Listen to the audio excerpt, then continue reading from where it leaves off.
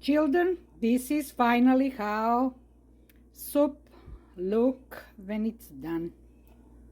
You separate chicken thighs from bones when they are cooked well. It's all in. You add a lot of ground coriander, the best kicker for any inflammation what you can use in soup. Also eliminate extra water, because usually when you have any kind of inflammation you accumulate water, and some people got edema. You heard this term? Or elephantiasis.